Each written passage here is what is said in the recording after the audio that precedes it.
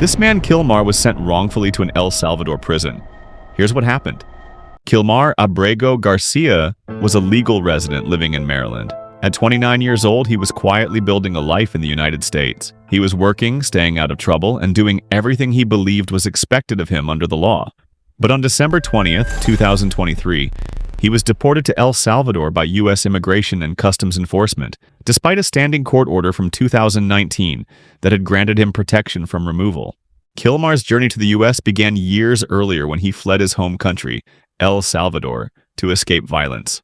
Like many who come to the United States, he sought safety and legal stability. He applied for protection under the immigration system, and in 2019, a U.S. immigration judge ruled in his favor.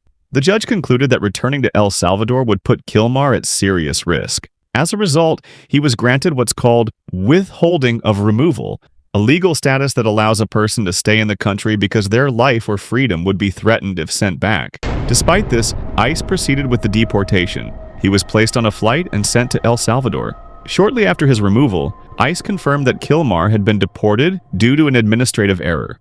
According to official statements, he was flagged in the system as eligible for removal, an error that went uncorrected before he was placed on the flight. Once Kilmar arrived in El Salvador, he was detained by local authorities and taken to a high-security prison. Reports say the facility where he was held is typically used to house individuals suspected of gang involvement. Kilmar had no criminal record in the U.S. and had never been charged with a crime, but he was imprisoned immediately upon arrival. The Department of Homeland Security claimed that Kilmar was associated with a known transnational gang.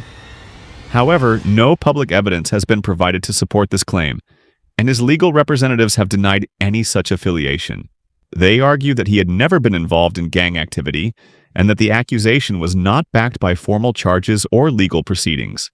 As of early 2025, Kilmar remains in custody in El Salvador.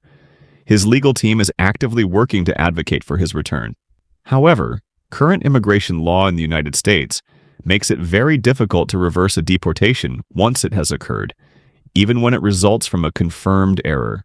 In interviews, immigration attorneys have said that the courts have very limited authority in these situations.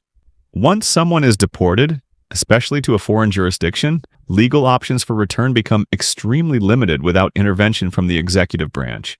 Kilmar's legal team has submitted requests and appeals calling for action from federal agencies. They argue that his removal violated the 2019 court ruling and that he should be returned to the United States immediately. As of now, no decision has been made about his possible return. This case has drawn media attention, in part because of how clear the legal protections were. Kilmar had a court order. He had not committed a crime. He had followed the process. And yet, he was removed due to what ICE itself described as a clerical error. In public statements, ICE has not clarified how the error occurred or what steps are being taken to prevent similar situations in the future. For now, Kilmar remains in legal and physical uncertainty, detained in a country he had been legally protected from returning to. Kilmar's legal team continues to seek a resolution. Whether that includes returning him to the United States remains unknown.